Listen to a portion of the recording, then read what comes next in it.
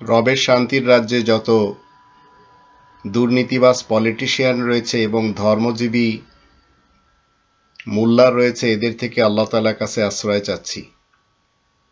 সম্মানিত দর্শক এবং শ্রোতাবৃন্দ, আমি ডক্টর আবুল কাশেম মোহাম্মদ মাহবুবুল্লাহ যশোরী আপনাদের সকলকে জানাই আসসালামু আলাইকুম ওয়া রাহমাতুল্লাহ।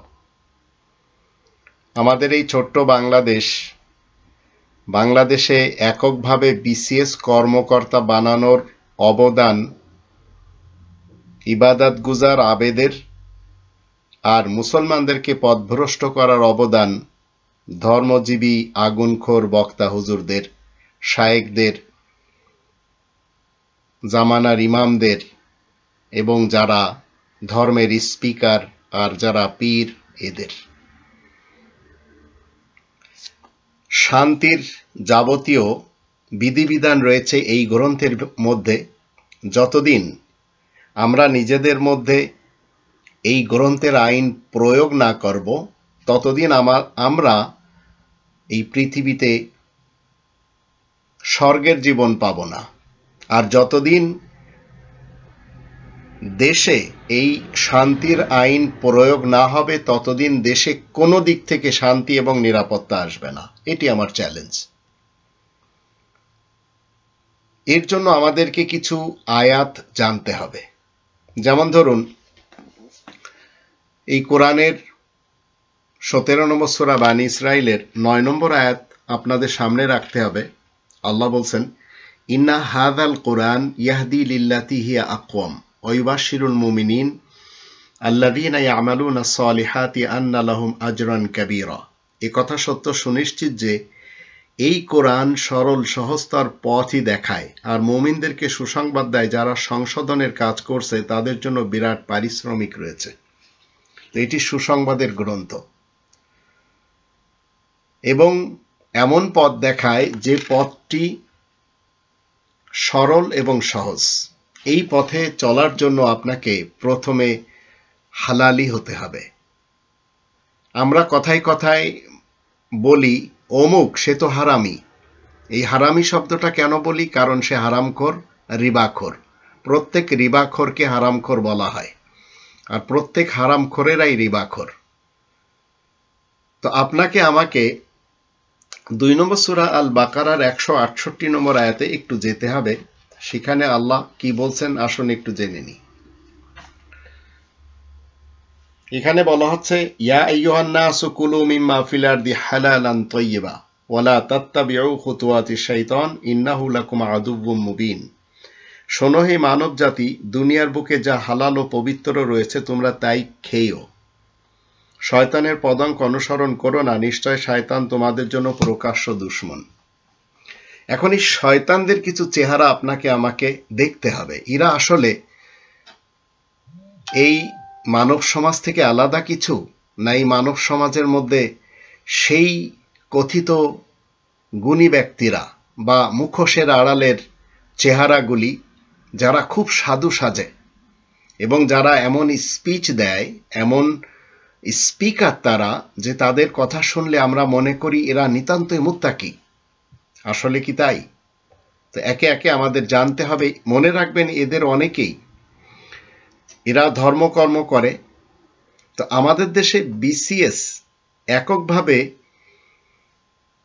যিনি কর্মকর্তা বানিয়েছেন, বিসিএস কর্মকর্তা, দেশটা সর্বনাশের পদ্মা নদী বানিয়ে দিয়েছে এই বিসিএসরা, যারা কিনা ফেক। আর এই বিসিএস নিয়ে আমি অনেক আগেও কথা বলেছি। তো সবচেয়ে বড় অবদান যেটি শয়তানিক সিস্টেমে, এই আবেদ আলী চাচার।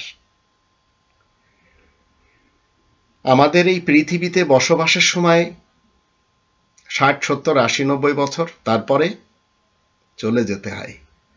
অনেক বড় বড় রাবিশ মন্ত্রীও চলে গেছে। অনেক বড় বড় দাম্ভিক লোকেরা পালিয়ে বেড়াচ্ছে। বেনজির, সাবেক chief of army staff general Aziz, আবার সেই মুইনুদ্দিন ফখরুদ্দিন, এরা সবাই কেউ কুকুরের কামড় খাচ্ছে আমেরিকাতে, কেউ কি বলে চোরের মতো ঘুরছে, গেট টুগেদারে যেতে পারে না। আমি মূলত কোরআনের 4 নম্বর সূরা নিসা এর 75 নম্বর আয়াতকে সামনে রেখে, যেখানে আল্লাহ বলছেন, ওমা লাকুম আল্লা তুকাতিলুনা ফি সাবিলিল্লাহ ওয়াল মুস্তাদআফিনা মিনার রিজালি ওয়ান নিসাই ওয়াল বিলদান আল্লাযীনা ইয়াকুলুনা রব্বানা আখরিজনা মিন হাযিহিল ক্বরিয়াতিয যালিমি আহলুহা ওয়াজআল লানা মিন লাদুনকা ওয়ালিয়্যা ওয়াজআল লানা মিন লাদুনকা নাসীরা।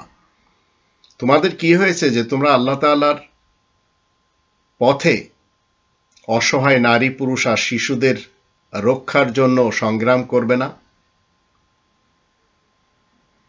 যারা প্রার্থনাতে বলছে, হে আমাদের প্রতিপালক, আমাদের এই জালিম অধ্যুষিত জনপদ হতে মুক্তি দিন, আর আপনার পক্ষ হতে কাউকে আমাদের বন্ধু বানিয়ে দিন, আর আপনার পক্ষ হতে কাউকে আমাদের সাহায্যকারী করে দিন।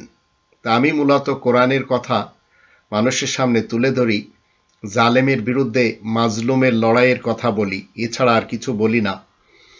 কিন্তু আমাদের দেশে যারা ধর্মজীবী করে খায়, যাদের কারণে এই বড় বড় পাপীরা পাপ করার জন্য সুযোগ পেয়ে যায়, এবং এরা বলে পাহাড় পরিমাণ দুর্নীতি, পাপ কিংবা অপরাধ যদি আপনি করেন, দেশের মধ্যে যদি অনিয়ম করে আপনি টাকা পয়সা কামান, কলেমা পড়েছেন, একদিন স্বর্গে যাবেন। মনে রাখবেন, এই কথাটি শতভাগ কোরআন বিরোধী, আর এগুলি ডেলিভারি দেয় শয়তান এবং ইবলিস মৌলবী সমাজ।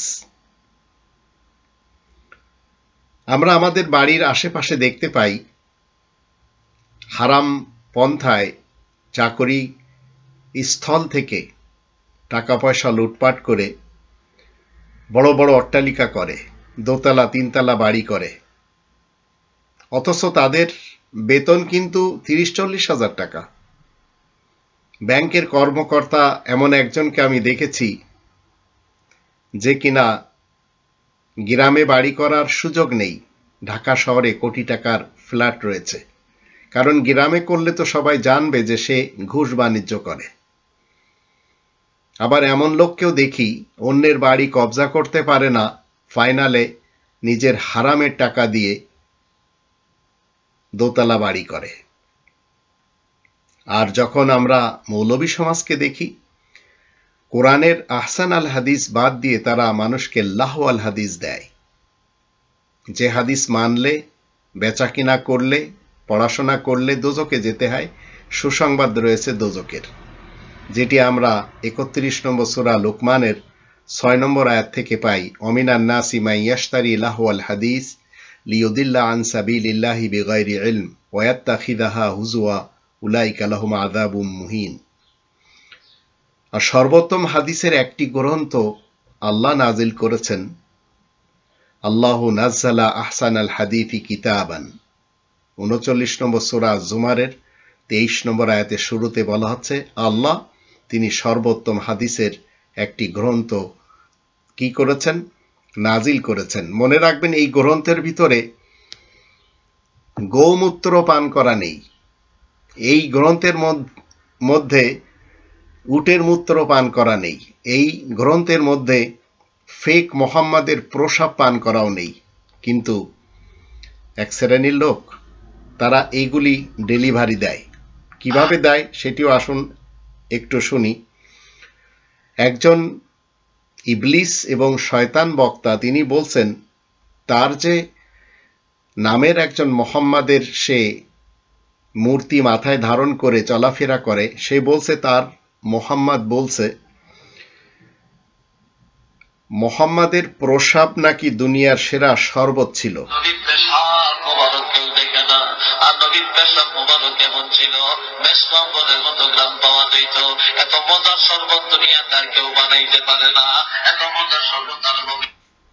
এই হচ্ছে ইবলিস এবং শয়তান চরিত্রের হুজুর। এরা কোরআন বিরোধী কথা ডেলিভারি দিতে একটু দ্বিধা করে না।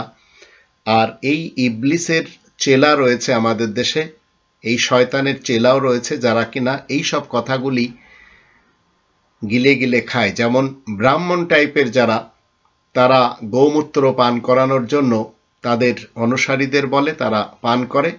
আবার উটের মূত্র পান করারও রেওয়ায়াত রয়েছে আরবের মোহাম্মদের পক্ষ থেকে, কোরআনের মোহাম্মদুর রসুল্লাহ ওয়া খাতামান নাবিয়িন দ্বারা সত্যায়িত আমরা জানলাম।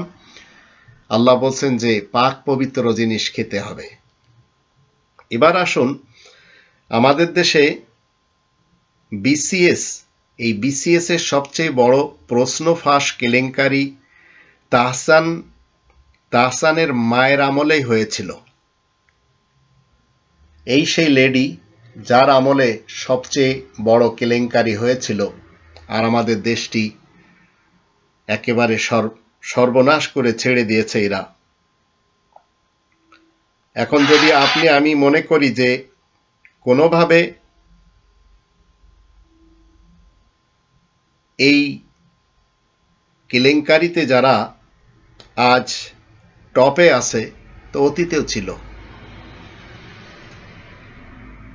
আবার মুক্তিযোদ্ধা আন্দোলন নিয়ে যেভাবে ছাত্রদেরকে হল থেকে এবং ক্লাস থেকে রাজপথে আনতে বাধ্য করালো চলমান ইন্ডিয়ান নওয়াজ সরকার, মনে রাখবেন মুক্তিযোদ্ধা কোটা আর যুদ্ধ বেচে সংসার চালানো একই কথা।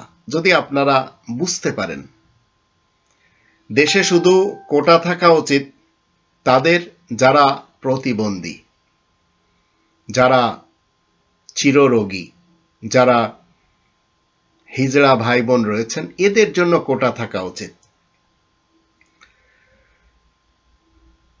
ছাত্ররা বা ছাত্রীরা যখন তারা এই আন্দোলন করছে, তখন অসাধু কিছু পুলিশ অফিসার রয়েছে, তারা বলছে যে পিঠের চামড়া তুলে নেব।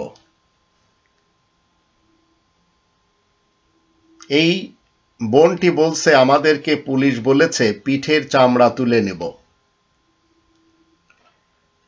এসব থেকে কি ইঙ্গিত করে? জাতি ফেঁসে গেছে ধর্মের নামে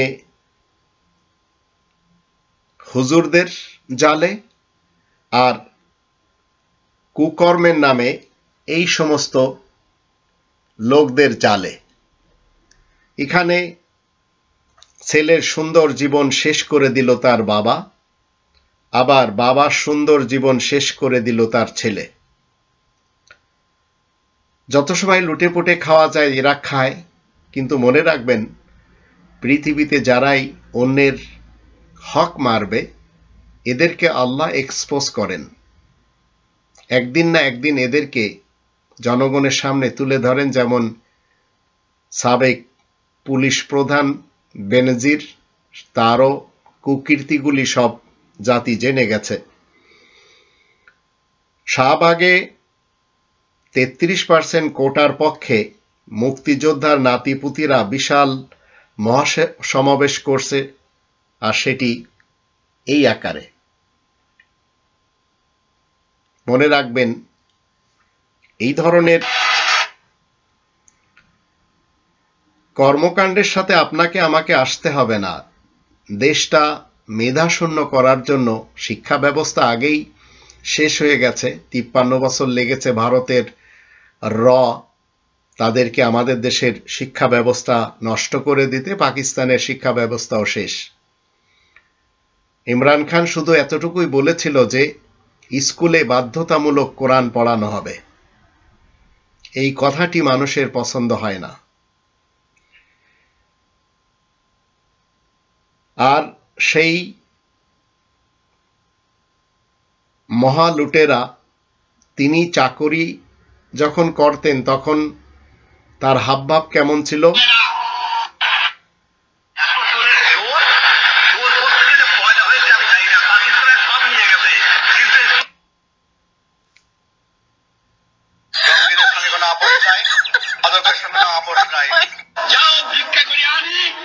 এখানে শেখ মুজিবুর রহমান সাহেবের কথাও শুনলেন, আর সেই মহা লুটেরা বেনজির সেও কিনা কথা বলতো যখন সে চাকরিতে ছিল। এখন আপনারা কোন দিকে যাবেন? ধর্মের দিকে গেলে মৌলবীদের ফাঁদে পড়তে হয়, আবার পলিটিক্সের দিকে গেলে সেখানে দুর্নীতিবাজদের জালে আটকে যেতে হয়। তো বিসিএস এর দালাল যে চোর বড়, তার পরিবারকে এইভাবে মানুষ ভাইরাল করছে। দেখলে কেউ বিশ্বাস করবে? ভিনদেশীরা কেউ কি বিশ্বাস করবে যে এই দেশের প্রত্যেকটি সেক্টরে ভুয়া এবং দেশদ্রোহী ক্যাডারদেরকে বসানোর জন্য এই লোকটির সবচেয়ে বড় হাত? কার হয়ে কাজ করেছেন কেউ খতিয়ে দেখবে না, কিন্তু এক কথায় আপনাদের বুঝতে হবে, ভারতের রয়ের হয়ে কাজ করেছেন। তাই আমাদের দেশে ধর্মের নামে যত কুসংস্কার রয়েছে আর রাজনীতিবিদদের যত কুকৌশল রয়েছে, এই কুসংস্কার এবং কুকৌশলগুলি ভেঙে দেওয়া এত কঠিন যে একটি পরমাণুর চেয়েও বেশি কঠিন। তা আমাদের দেশে ইস্টাবলিশ করে নেওয়া হয়েছে 5 দশকের বাংলাদেশে। এই আবেদ চাচা, ইনি সবকিছু করতেন, কিন্তু এই কাজটি ছাড়তেন না। নামাজ বাদ কখনো দেননি, কিন্তু প্রশ্নপত্র তিনি ফাঁস করা কখনো বাদ দেননি। এই দুটি জিনিস, প্রশ্নপত্র ফাঁস করা, বিক্রি করা বাদ দেননি, এবং নামাজ পড়াও তিনি কখনো বাদ দেননি। তো এদের আপনি যদি জিতিয়ে দেন, তাহলে আপনি হেরে গেলেন।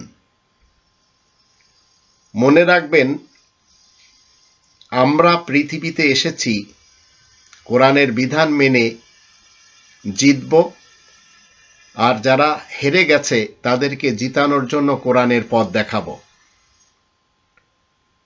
দেশের যারা শিক্ষিত সমাজ, কুশিক্ষায় শিক্ষিত যারা, তাদেরকে বলতে চাই, আপনারা আপনাদের সন্তানদেরকে কোরআনের শিক্ষায় শিক্ষিত করুন, নইলে আপনারা যেমন আপনাদের কুশিক্ষার ফসল হিসেবে আপনাদের বাবা মাকে বৃদ্ধাশ্রমে পাঠিয়েছেন,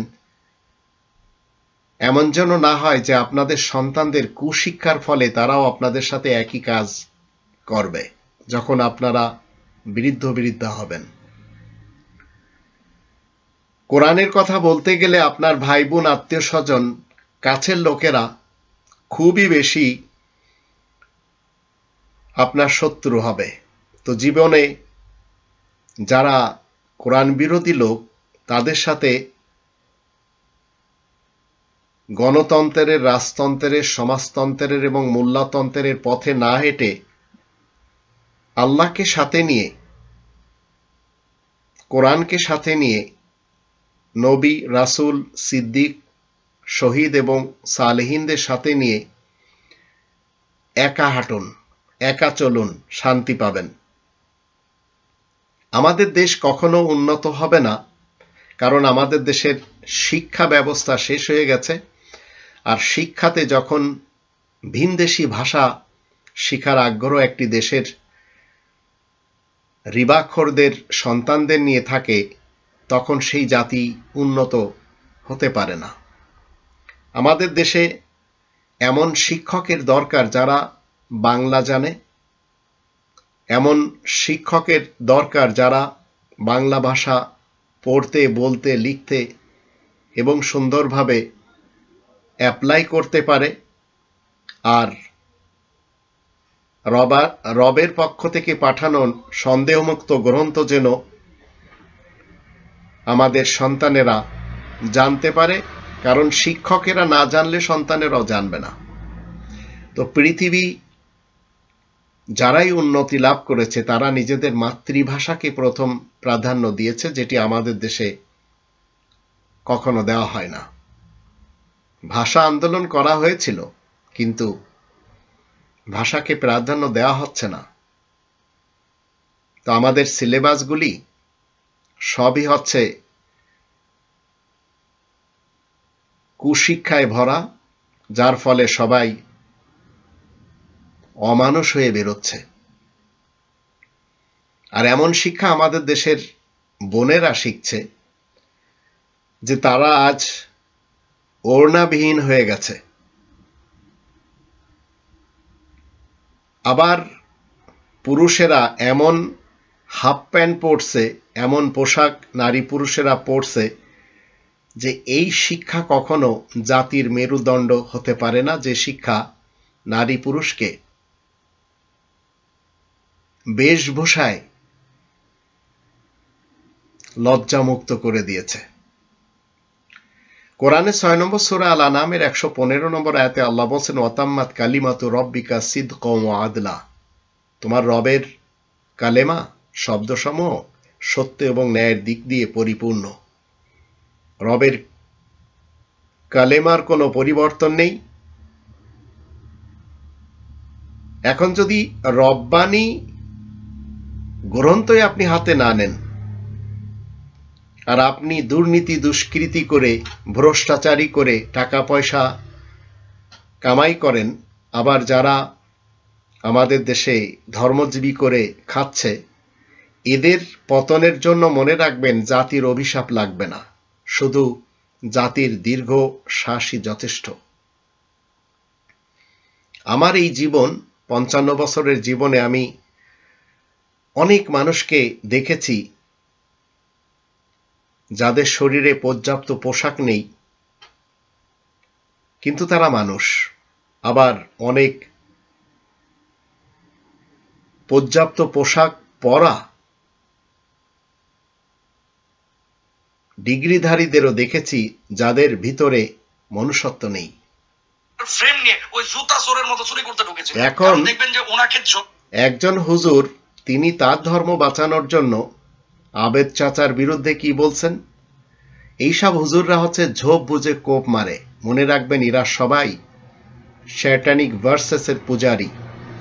এরা পশ্চিম দিকে বসে যখন প্রসাব করে, আর যখন কেউ জিজ্ঞেস করে যে কি করছেন, তখন বলে বসেছি পশ্চিম দিকে কিন্তু ঘুরে রেখেছি দক্ষিণ দিকে। এরা হচ্ছে সবাই সুবিধাবাদী, আর এই টাইপের হুজুর দিয়ে আমাদের দেশটি ভর্তি। কত জায়গায় ওনার ছবি ব্যবহার করা হয়েছে। আগে যে ওনার দাড়ি ছিল না, এই ছবিটা তেমন ফোকাস করা হয় নাই। কোন ছবিগুলো ফোকাস করা হচ্ছে? উনি ওই যে সমুদ্র সৈকতে নামাজ আদায় করছে, কোন ছবিটা ফোকাস করা হচ্ছে? বিমানের সিটে বসে নামাজ আদায় করতেছে, কোন ছবিটা ফোকাস করা হচ্ছে? গাড়ির সিটে বসে সেখানে সেজদার ভান করে আছে, সেটাকে ফ্ল্যাশ করা হচ্ছে। আচ্ছা, মসজিদে জুতা চুরি যে হয়, জুতা চোর যে মসজিদে জুতা চুরি করার নিয়তে গিয়েছে, ওকে মুসল্লি? ও মুসল্লির ভান করেছে মূলত জুতা চুরি করার জন্য। তো এই ভদ্রলোক সেজে এখন এই হুজুরের দৃষ্টিতে, কারণ আবেদ আলী কাকুর মুখে দাড়ি আছে, মাথায় টুপি আছে, হুজুর সেজেছে, এটি অন্য হুজুরের পছন্দ হচ্ছে না, কারণ ধরা খেয়েছে তাই। ঠিক অসাধু পুলিশ কর্মকর্তা, চট্টগ্রামের পুলিশ কর্মকর্তা নিজ স্ত্রীকে কিনে দেয় 5টি জাহাজ। জালাল রুমি, চট্টগ্রাম থেকে 10 জুলাই 2024। আর সেই পুলিশ কর্মকর্তা। তাই বলে আমি সকল পুলিশ ভাই বোনদেরকে খারাপ বলছি না, কারণ আমাদের দেশে এমন পুলিশও আছেন ভাই বোন যারা কিনা পুলিশ লাইন থেকে তাদের ইচ্ছা কোরআন মানবেন, আর অনেকে মেনেও চলেন। পিএসসির প্রশ্ন ফাঁসে গ্রেফতার 17 জনের ছবি ও পরিচয় এভাবে প্রকাশ করা হয়েছে।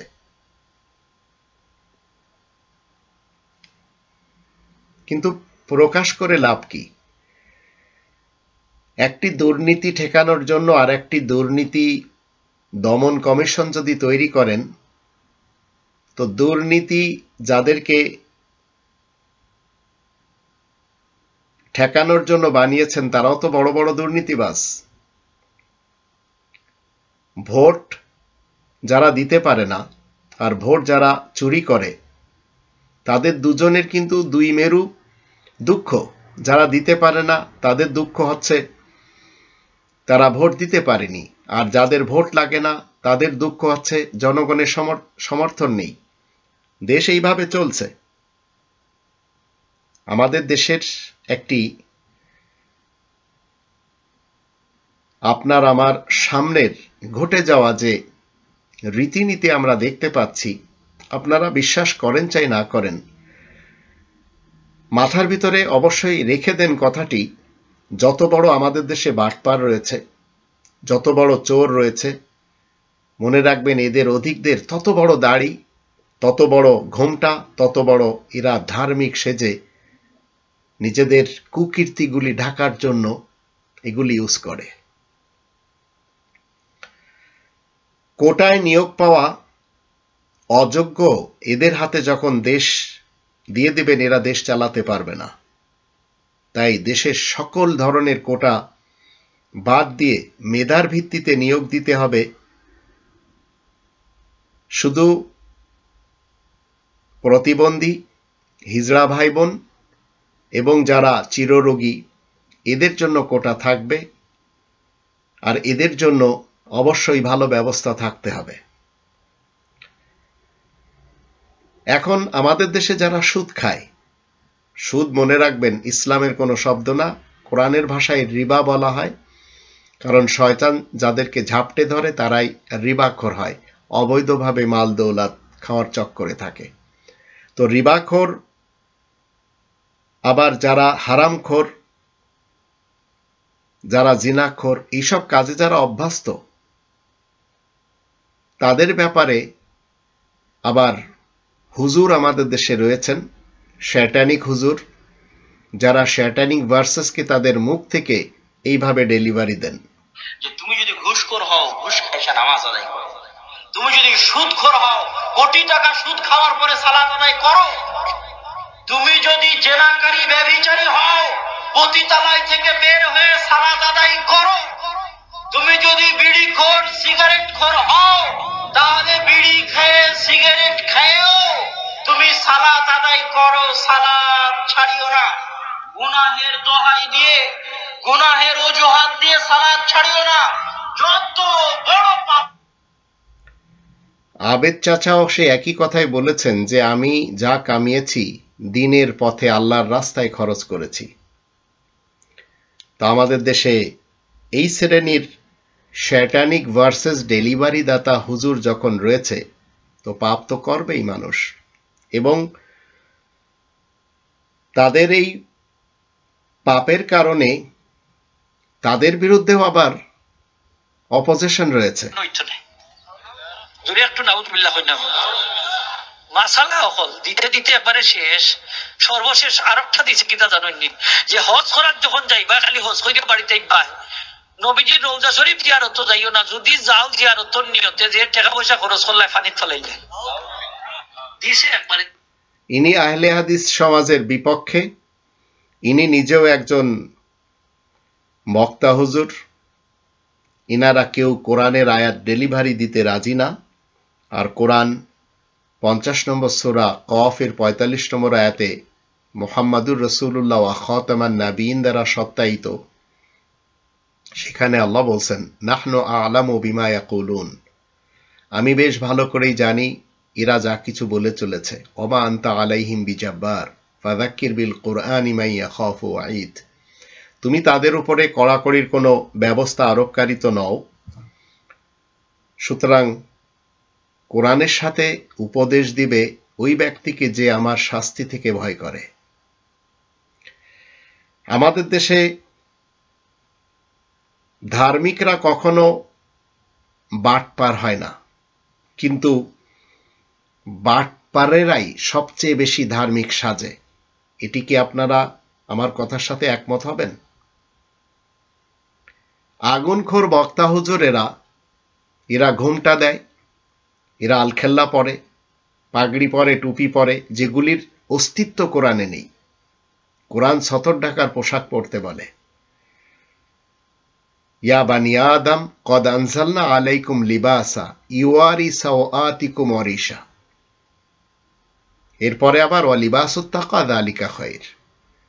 তো দু ধরনের পোশাক রয়েছে, একটি হচ্ছে সতর ঢাকার পোশাক, আর একটি হচ্ছে সেক্স হালালভাবে করার জন্য স্ত্রী নামক পোশাক। এই দুটি পরিধান করতে হবে, কিন্তু মাথায় টুপি পরা, পাগড়ি পরা, আলখেল্লা পরা, জুব্বা পরা, এগুলি কখনো ইসলাম বলে না, তবে এইগুলি আমাদের দেশে যারা পরে এদেরকে আমরা ধার্মিক মনে করি। সালাত শর্ট পরে অনেকে, কেউ শিকল বাঁধে, তাদেরকেও ধার্মিক মনে করি। গাঁজা খায়, তাদেরকেও ধার্মিক মনে করি। নেশা করে, তাদেরকেও আমরা ধার্মিক মনে করি। তো লালন শাহের মাজারে গেলে দেখা যায়, কাবুল শাহের মাজারে গেলে দেখা যায়, গনি শাহ, রাহাত আলী শাহ, আরো কত শাহ আমাদের দেশে রয়েছে, কেল্লা বাবা, শাহজালাল বাবা, খানজাহান বাবা, এদের আস্তানাগুলিতে গেলে দেখা যায় যত আবর্জনা পৃথিবীতে রয়েছে সেগুলি ধারণ করে এই সব জায়গাতে মানুষেরা যে কি করে, যত সব কোরআন বিরোধী কর্মকাণ্ড করে। তো কোরআনের 7 নম্বর সূরা আল আরাফের 26 নম্বর আয়াতে আল্লাহ বলে দিয়েছেন সতর ঢাকার পোশাক পরতে হবে। তো এখন মহা দুর্নীতিবাজ আমাদের দেশে হচ্ছে এই মৌলবী সমাজ, যারা একে অপরকে দেখতে পারে না, আবার সুদখোর, জিনাখোর, হারামখোরদের নামাজের জন্য উৎসাহ দেয়। পরীক্ষার্থীরা এবার আসল পাহাড়ায় অবাধে চলছে নকল।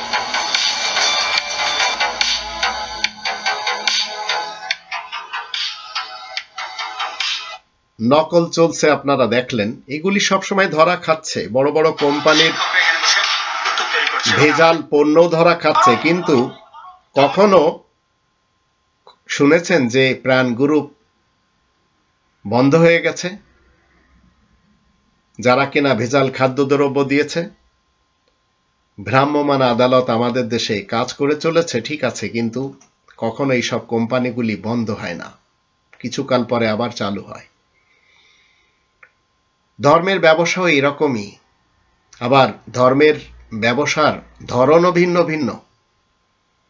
কোথাও যাবেন প্রসাদ দিবে, কোথাও যাবেন গরিব পুরোহিত বসে আছে, কিছু দিতে পারছে না, কিন্তু একটু পানি হলেও দিচ্ছে, 1 চামচ হলেও দিচ্ছে।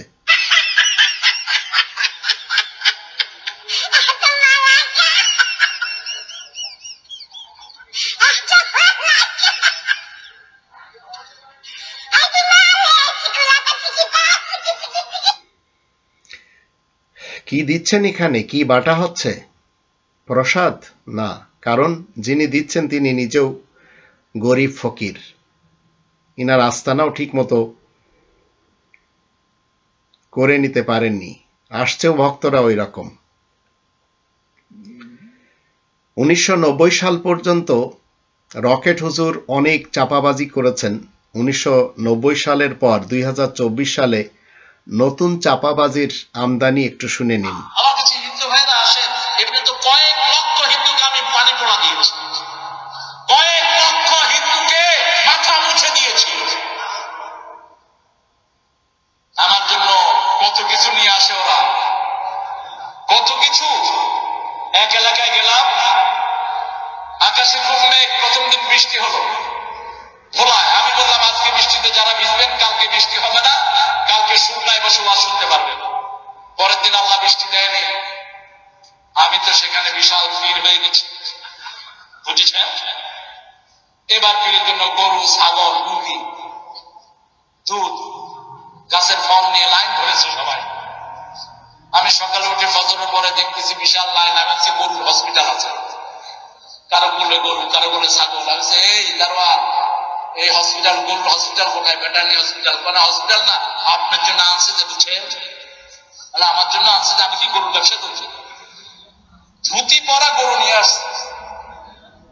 কি ব্যাপার? কয় হুজুর আপনি একটু আমার পানি পড়া। এরা সবাই স্যাটানিক ভার্সেসকে ডেলিভারি দেয়, আর এদের কথাগুলি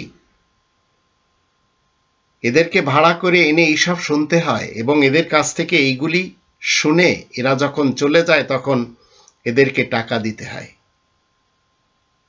আবার যাদের টাকা দিতে হয় না তাদের চরিত্র আবার এইরকম।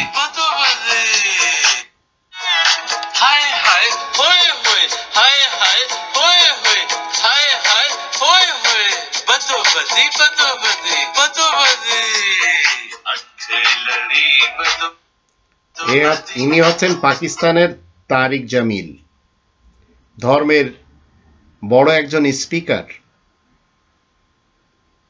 কি পাবেন এদের কাছ থেকে? কোরআন, কারণ ইনারা কোরআনের পক্ষের লোক না।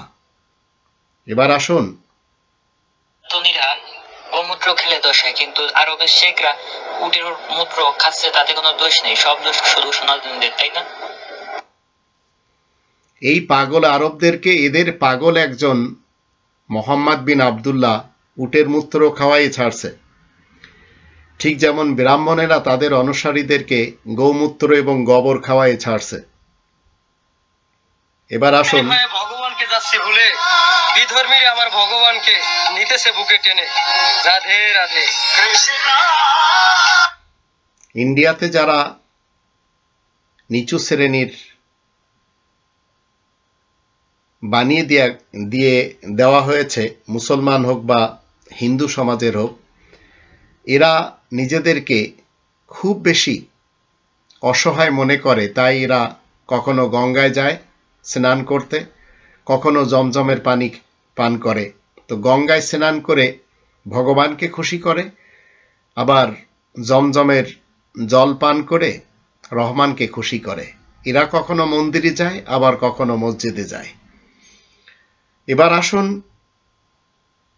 আমি দীর্ঘদিন গানের বিচারক ছিলাম, এনটিভিতে, এটিএন বাংলাতে, জাতীয়ভাবে অনেক গানের বিচারক ছিলাম। ও যেটা গাইছে ওটা আমার গান। কারণ গানের দুটি জিনিস হলো মেইন, একটা হলো সুর, তাল এবং উচ্চারণ। উচ্চারণ যার খারাপ, সে যত ভালো শিল্পী হোক, সে ডিসকোয়ালিফাই। আবার সেই রকেট হুজুরের কথা শুনলেন। এদের সকলের সাথে হরেক রকমের উপাধি রয়েছে। এবার আসুন,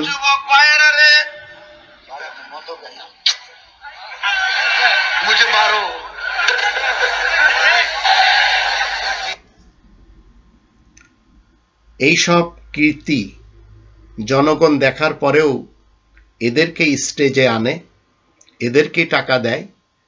তো এরা কখনো আবার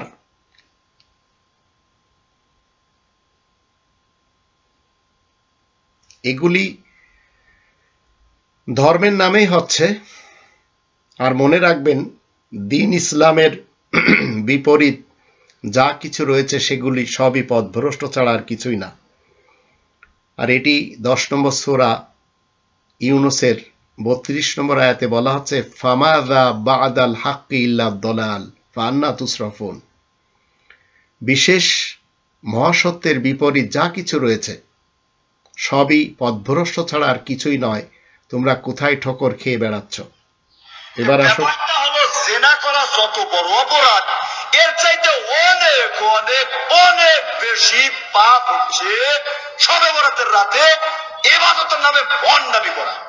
কারা কারা অবগত আছেন? এই ধরনের কথা নতুন আঙ্গিকে আমাদের দেশের মানুষেরা শুনছেন। আবার অনেকে ধর্মের যাত্রাতে যে লাশ হয়েও ফিরছেন। কালকে পুরীতে তো কম করে 10 থেকে 15 লক্ষ মানুষের ভিড় হয়েছে রথের দিন। এত বড় একটা আনন্দের দিনে বগুড়ার মতো জায়গায় রথ উৎসবে আনন্দ করতে গিয়ে অনেক মানুষ প্রাণ হারিয়েছেন, আপনারা দেখেছেন সকলে খবরে। ধর্মের আনন্দ করতে যে, জয়গান গেতে যে সেখানে অনেক মানুষ মারা গেছে, এবং অনেক সময় প্রতিমা বিসর্জন দিতে যেও মারা যায়। আবার বিশ্ব ইজতেমাতে আসার সময়ও অনেকে মারা যায়। চরমোনায়ের হালকায় জিকিরে সামিল হতে যেও অনেকে মারা যায়। হজের সিজনে হজ করতে যেও অনেকে মারা যায়। এবং এদের ব্যাপারে যে কনসেপ্ট দাঁড় করানো হয়েছে যে এরা সবাই স্বর্গে যাবে। তো স্বর্গে যাওয়া, নরকে যাওয়া, এর জন্য ক্রাইটেরিয়ান কোরআন বলে। 2 নম্বর সূরা আল বাকারার 62 নম্বর আয়াত থেকে আমরা জেনে নিতে পারি, একজন মানুষ সে হিন্দু হতে পারে, খ্রিস্টান হতে পারে, ইহুদি হতে পারে, মুসলমান, শিয়া, সুন্নি, সালাফি হতে পারে, কিন্তু জান্নাতে যেতে হলে এদের এই সকল উপাধি থেকে বেরিয়ে আসতে হবে এবং আল্লাহ তাআলার উপরে বিশ্বাস করতে হবে আর সৎ কর্ম করতে হবে, যেটি 2 নম্বর সূরা আল বাকারার 177 নম্বর আয়াতে আল্লাহ ডিটেলস বলে দিয়েছেন। ব্রাহ্মণ তারা এতটাই নির্দয় হয় যে তাদের অনুসারীদের সহমরণ হিসেবে মরতে হয়েছে এক সিজনে, যদিও ব্রিটিশরা চলে যাওয়ার পূর্বে এটি রহিত হয়ে গেছে, তারপরেও এখনো ভারতে রয়েছে।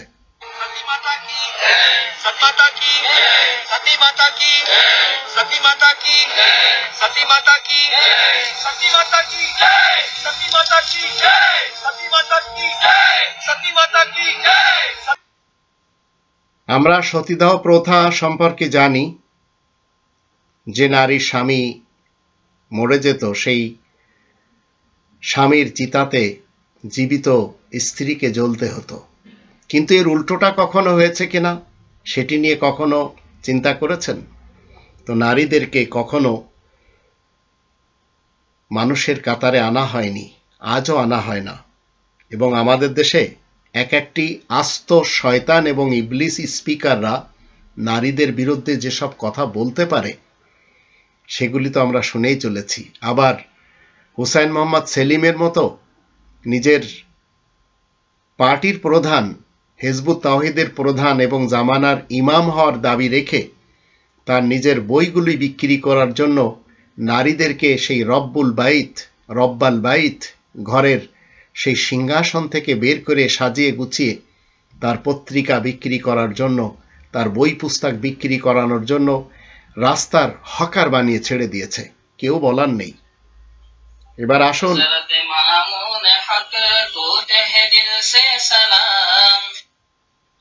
बांग्लादेश में आप है हिम्मत का नाम, आप है हिम्मत का नाम। রিসোর্টে ধরা খাওয়া এবং আজিজুল হক সাহেবের বিরুদ্ধে কথা বলা সেই মামুনুল হক, যার কারণে ব্রাহ্মণবাড়িয়ায় 1 ডজনের মতো তার অনুসারীদের প্রাণ দিতে হয়েছিল, তার নিয়ে এখন নাশিদ গাওয়া হচ্ছে, তার নিয়ে উর্দু ভাষায় গান গাওয়া হচ্ছে, তার প্রশংসায় গান গাওয়া হচ্ছে, গজল গাওয়া হচ্ছে, নাদ গাওয়া হচ্ছে এবং শুনে খুব খুশি পাচ্ছে। হুজুর নবীজি মেরাজে বুরাক রফরফ দিয়ে উপরে গিয়েছেন, কিন্তু নামলেন কিভাবে? ইনার মতবাদ হচ্ছে ইনার হুজুর একটি খচ্চরের পিঠে উঠে, যার চেহারা ছিল মানুষের মতো, ঊর্ধ্ব গগনে গিয়েছে। এই যে ফেক মতবাদ, যা নিয়ে কোরআন কোনো কথা বলে না, ঊর্ধ্ব গগনের মেরাজ নিয়ে কোরআনে একটি শব্দ নেই, অথচ এই সকল স্যাটানিক ভার্সেস ডেলিভার দাতা হুজুররা আমাদের দেশে জনগণকে বোকা বানিয়ে লুটপাট করে খাচ্ছে। এখন যদি আপনি এবং আমি একটু সচেতন না হই, তাহলে কি অবস্থা হবে? সে বলতেছে মোহাম্মদের মুখে দুর্গন্ধ ছিল, জিব্রাইল ফেরেশতা বলছে মেসাজ করে আসেন। তা আমি খালি অবাক হয়ে যাই যে কোন মা এই নাপাক ছেলেটাকে পেটে রাখছে। আমাদের আহলে সুন্নাত ওয়াল জামাতের আকীদা কি? একজন খালি এতটুক বলেছে যে তার কল্পিত মোহাম্মদ, তার মুখে দুর্গন্ধ ছিল, তার জন্য তার কাছে দলিল রয়েছে, আর একজন তাকে নাপাক বানিয়ে ছেড়ে দিয়েছেন। এখন এবার শুনুন, আমাদের ডক্টর জাকির নায়েকের জন্য আপনি শুরু করেছেন, আমরা আপনাকে অ্যাপ্রিশিয়েট করেছি। আপনার টাকার দরকার হয়েছে, আপনি একটা নির্দিষ্ট দেশ থেকে টাকা নিয়েছেন, কারণ আপনিও গরিবের ছেলে। আমরা আপনার শুরু দেখেছি, একটা মাইক পেতেন না। আপনি যেই শিক্ষক থেকে এটা শিখেছেন, শেখ আহমদ দিদার, উনি কোন আকীদার ছিলেন? উনি কি মিলাদ করেন নাই? আপনি ছোট কালে আপনি ইনার আবার অপছন্দের জাকির নায়েক, আবার ইনার পছন্দের আহমাদিদাদ। কিন্তু যখন আপনি কাউকে অপছন্দ করবেন অবশ্যই তার বিপক্ষে আপনাকে দাঁড়াতে হবে। এদিকে বিসিএস পরীক্ষায় করছে, একটা প্রশ্ন ড্রপ করা লাগবে। এই আমি খালি হালার ফালা নামাজ পড়া থন, এদিকে আমের ভয় আমের ইজ্জত পার গেলাইছে, পুরো দেশ আমের আমল নামা ভাইয়া লই গেছে। তাও হালার ফালাই হনে এ হালার ফালার ভণ্ড, লেবাসদারি ভণ্ড। এ আবেদ কাকু এদিকে ওঠেন, এদিকে ওঠেন, এদিকে ওঠেন। বিশেষ পরীক্ষায় প্রশ্নপত্র চুরি করিয়ে কামাই করিয়ে এই আল্লাহর রাস্তায় দান করতে হইবি না।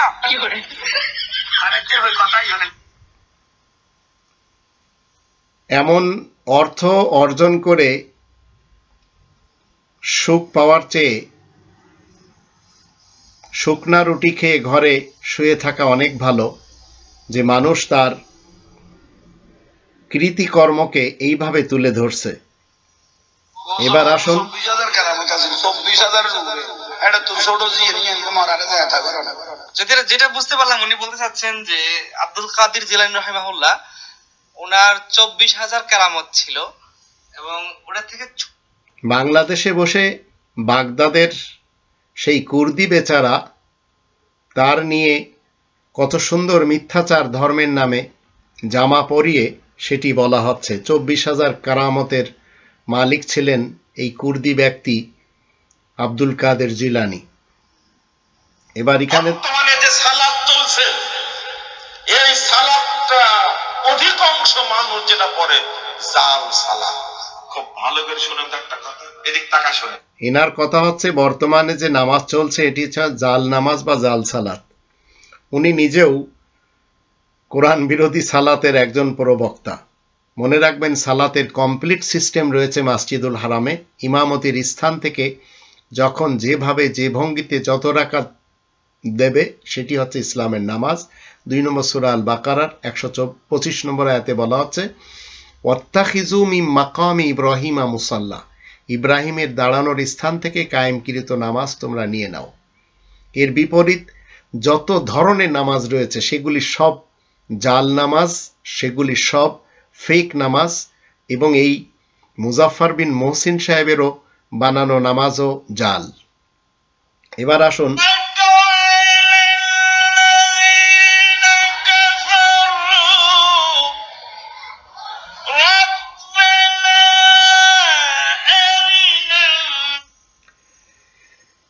এ ধরনের শয়তানিক ভার্সেস ডেলিভার দাতা এরা সুযোগ পেলে কোরআন নিয়েও ভেঙ্গায়, যেটি আপনারা দেখলেন। এদের কাছ থেকে যদি মনে করেন যে কোরআন শিখবেন, তো এরা অন্তত কোরআন শিখাবে না, কারণ এদের কাছে রয়েছে হাদিসের ভান্ডার।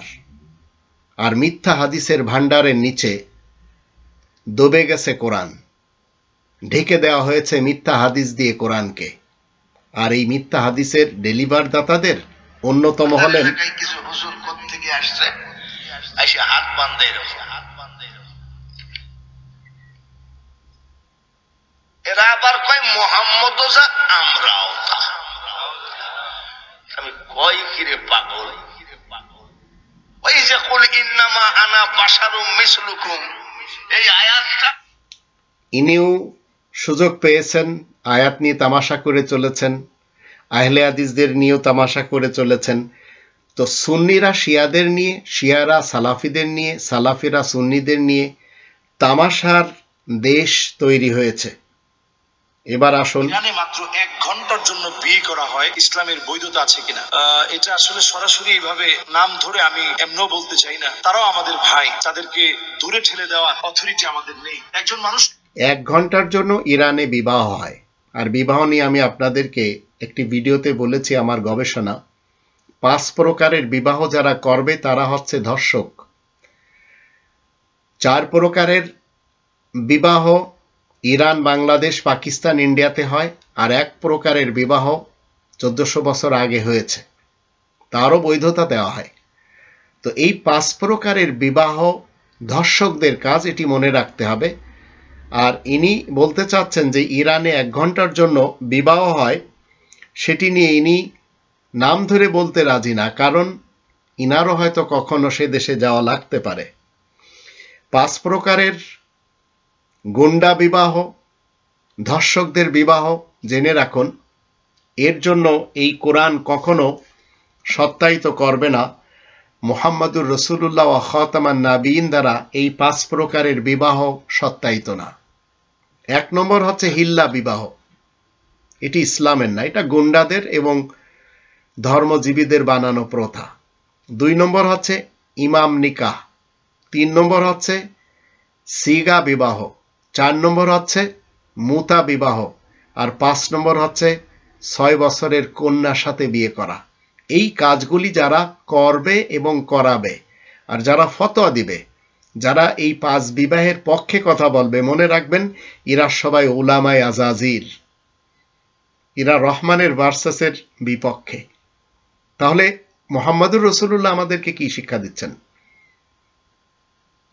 আমরা যদি জিজ্ঞেস করি চলমান রাসূলুল্লাহর কাছে, তো কোরআন থেকে তিনি আমাদেরকে জিজ্ঞেসের উত্তর দিবেন। আমরা সরাসরি যখন জিজ্ঞেস করব, তো তিনি কোরআনের 4 নম্বর সূরা আন-নিসার 6 নম্বর আয়াত থেকে এবং 28 নম্বর সূরা আল কসাসের 14 নম্বর আয়াত, এই দুটি আয়াতের মাধ্যম দিয়ে একটি ছেলে এবং একটি মেয়ে কখন বিয়ে করতে পারবে, 6 বছরের বয়সে কি বিয়ে করা যাবে বা 9 বছরে করা যাবে, তো এখানে বলা হচ্ছে ওয়াবতালুল ইয়াতামা হাত্তা ইদা বালাগুন নিকাহ। বালাগুন নিকাহ, একটি মেয়ের বয়স হতে হবে। ওয়ালাম্মা বালাগা আশুদ্দাহু, বালেগ হতে হবে একটি ছেলের। তো ছেলে কখন বালেগ হয়? যখন তার প্রথম স্বপ্নদোষ হয়। আর মেয়ে কখন বালেগ হয়? যখন তার প্রথম মাসিক আসে। এরপরে বিয়ে করতে পারবে। এর পূর্বে যদি কেউ মনে করে 6 বছরের কন্যাকে বিয়ে করা যাবে, তো কোনো গুন্ডা ব্যক্তি করতে পারে, ডাকাত ব্যক্তি করতে পারে, ধর্ষক ব্যক্তি করতে পারে। ইসলামের মুহাম্মদুর রাসূলুল্লাহ ওয়া খাতামান নাবিয়িন দ্বারা কখনো সত্যায়িত না। ঠিক 1 ঘন্টার জন্য, 5 ঘন্টার জন্য বা 1 দিন 2 দিনের জন্য হিল্লা বিয়ে বলেন, ইমাম নিকাহ বলেন, সিগা বিবাহ বলেন, মুতা বিবাহ বলেন, এগুলি সব গুন্ডাদের গুন্ডামি ছাড়া আর কিছু না। ধর্ষকদের ধর্ষণ করার একটি বৈধ পন্থা, তাদের বানানো। ইসলাম কখনো সাপোর্ট করে না। এবার আসুন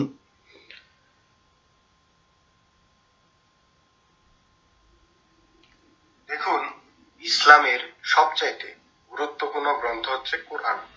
আর এই কোরআন যে মানব রচিত মিথ্যা বানোয়াট একটি গ্রন্থ, এটা প্রমাণ করতে খুব বেশি সময়ের প্রয়োজন হয় না। এই ছেলেটি একটি নাস্তিক ছেলে। তার কথা হলো কোরআন মানব রচিত, পড়ার সুযোগ হয়নি, নতুন নতুন নাস্তিক হয়েছে। মুফাসসিল ইসলাম, মুফতি আব্দুল্লাহ আল মাসুদ অথবা আসাদ নূর বা আসিফ মুহিউদ্দিন বা আসিফ মুহিউদ্দিন না আসিফ, এখন যারা এদের পিছনে যাচ্ছে, এরা নতুন নতুন নাস্তিক হচ্ছে। এরা কোরআন পড়ার সুযোগ আর কখনো পাবে না। যখন নাস্তিকতা থেকেও চলে যায়, তখন তারা ঘেটে ঘুটে দেখে ইতিহাস, ফেক মোহাম্মদের ইতিহাস নিয়ে ইসলামে ফিট করতে চায়, আর এইটি বলেই তারা তাদের সংসার চালায়। ধর্মগ্রন্থ অনেকেই তৈরি করেছে, ধর্মগ্রন্থ পাঠ নিয়ে আবার প্রতিযোগিতা হয়। তো কোরআনকেও এই ভ্রান্ত ধার্মিকরা ধর্মগ্রন্থ বানিয়ে সেটিও কিনা কোকিল কণ্ঠ সুর দিয়ে প্রতিযোগিতা করা হয়, কিন্তু কোথাও কখনো শুনবেন না অনুবাদের প্রতিযোগিতা হচ্ছে। তারপরেও কোরআন সুমধুর, শুনে দেখুন। ওম চঞ্চলম হে মনঃ কৃষ্ণ প্রমাথি বলবদ্রীরম তস্বাহম নিগ্রহম মনে বায়ো। গীতা পাঠ শুনলেন, এবার বাইবেল।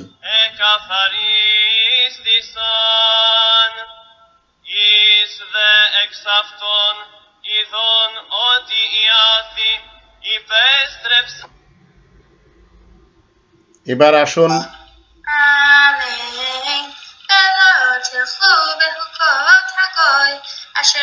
চোরা পড়া হচ্ছে।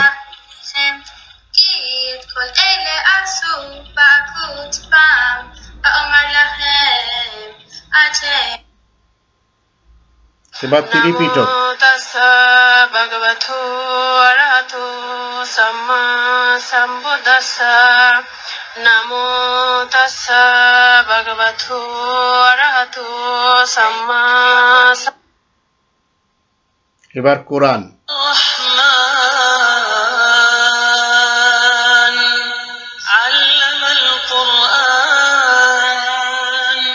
এখানে আমরা দেখতে পেলাম মানবরচিত গ্রন্থ এবং কালামুল্লাহ এসবের পাঠের মাঝেও পার্থক্য রয়েছে।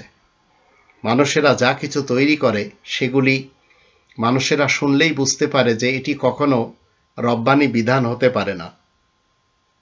এরপরে আসুন, দর্শক, বর্তমানে স্ক্রিনে যে ছবিটা আপনারা দেখতে পাচ্ছেন তার নাম সৈয়দ আবেদ আলী। হয়তো নামটা শুনে আপনার মনে পড়তে পারে কুরুলুস ওসমান সিজনের শেখ এদেব আলীর কথা।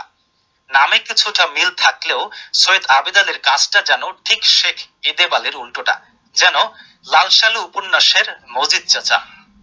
বাংলাদেশ সরকারি কর্ম কমিশনের চেয়ারম্যানের। এভাবেই আমাদের দেশ আস্তে আস্তে ধ্বংসের দ্বার প্রান্তে চলে গেছে। এখন সেই বিসিএস ক্যাডারগুলিকে কি কখনো আপনারা সাসপেন্ড হতে দেখবেন না, কারণ তাদের কাছে এখন পাওয়ার, তাদের হাতে বাংলাদেশ, যারা কিনা 2 নম্বরই করে আজ বড় বড় স্টেশনে বসে আছে, গদিতে বসে আছে। বিশ্বনবী সাল্লাল্লাহু আলাইহি ওয়াসাল্লাম বলেছেন, ইসাবাতানি মিন উম্মতি হাররাহুমাল্লাহু মিনান নার, ইসাবাতুন তাকসুল হিন্দা ওয়া ইসাবাতুন তাকুনা মা'a ঈসা ইবনে মারইয়াম আলাইহিস সালাম। আল্লাহর নবী বলেন, 2 প্রকার উম্মতকে আল্লাহ তাআলা জাহান্নামের আগুন থেকে মাফ করে স্বাধীন করে দিয়েছেন। সুবহানাল্লাহ। আমার 2 দল উম্মতকে আল্লাহ তাআলা জাহান্নামের আগুনে নিবেন না। 1 নম্বর হচ্ছে ইসাবাতুন তাকসুল হিন্দা, হিন্দুস্তানে একটা যুদ্ধ হবে। এই যুদ্ধ হবে মুশরিকদের সাথে, ঈমানদারদের যুদ্ধ হবে। এই যুদ্ধে যারা অংশগ্রহণ করবে আল্লাহ তাআলা এই অংশগ্রহণকারী মুজাহিদদেরকে, তারা শহীদ হোক কিংবা গাজী হোক, আল্লাহ তাআলা কাউকেও জাহান্নামে নিবেন না। হাররারা আই হাররামা, আল্লাহ তাদের উপর জাহান্নামের আগুনকে হারাম করে দিয়েছেন। সুবহানাল্লাহ বলেন। সম্মানিত ভাইরা, এখানে আমি ছোট্ট একটু কথা বলে রাখতে চাই। তাহলে বোঝা যাচ্ছে অনিবার্য একটি যুদ্ধ হবে। সেই যুদ্ধ কবে হবে আমরা জানি না, কারণ এই কথা আমার না, রাসূলুল্লাহর। আল্লাহর নবীর কথা আপনাদের বিশ্বাস হয়? কত পার্সেন্ট বিশ্বাস হয়? 100% বিশ্বাস হয়। সুতরাং এই যুদ্ধ হবে। এই যুদ্ধ কেন হবে? আল্লাহর নবী সাল্লাল্লাহু আলাইহি ওয়াসাল্লাম বলেছেন, এই যুদ্ধ যখন বেঁধে যাবে তখন আমার উম্মত 3টা গ্রুপে বিভক্ত হবে। এক দল যুদ্ধে অংশগ্রহণ করবে, তারা হবে শহীদ কিংবা গাজী, তারা সবাই জান্নাতি। আর যারা একদল থাকবে তারা বলতে থাকবে মুযাবযাবিনা বাইনা যালিকা লা উলাই ওয়ালা ইলাহা উলা, তারা দেখতে থাকবে, দেখি কি হয়, দেখি কি হয়, আর কয়টা দিন যাক, দেখি কারা বিজয় লাভ করে। এই চিন্তা করে কেউ হয়তো মার্কেট। এই ব্যক্তি কখনো কোরআনের কথাও বলেন। এখন যে কথাগুলি বললেন, মাঝখানে কোরআনের একটি আয়াত তাও ভুল পড়লেন। বাকি সব শয়তানিক ভার্সেস ডেলিভারি দিয়ে মানুষকে কি করলেন? পথভ্রষ্ট করলেন। কোরআন থেকে যখন আমরা জানব তখন আমরা দেখতে পাই মুহাম্মাদুর রাসূলুল্লাহ ওয়া খাতামান নাবিয়িন দ্বারা সত্যায়িত কি? 46 নম্বর সূরা আল আহকাফের 9 নম্বর আয়াত, কুল মা কুনতু বিদআম মিনার রাসূল, তুমি বলে দাও আমি রাসূল হিসেবে নতুন কোনো রাসূল নই। ওয়ামা আদরি মা ইউফালু বি ওয়ালা বিকুম, আমি জানি না আমার সাথে কি ব্যবহার করা হবে আর তোমাদের সাথে বা কেমন ব্যবহার করা হবে। ইন আত্তাবিউ ইল্লা মা ইউহা ইলাইয়া ওয়ামা আনা ইল্লা নাযীরুম মুবিন, আর আমি শুধু সেই ওহীর অনুসরণ করি যা আমার দিকে করা হয়, আর আমি স্পষ্ট সতর্ককারী বই তো নয়। মনে রাখবেন, এই হুজুর যা কিছু ডেলিভারি দিল সেগুলি সবই শয়তানিক ভার্সেস, আর কোরআনের একটি টুকরা যা পড়েছে সেটিও ভুল পড়েছে। তো এই ধরনের লোকদের হাতে আজ বাংলাদেশ। এখন যদি আপনারা মনে করেন যে কোরআনের দিকে ফেরত আসবেন তাহলে বেঁচে যাবেন, নইলে বাঁচার কোনো উপায় নেই।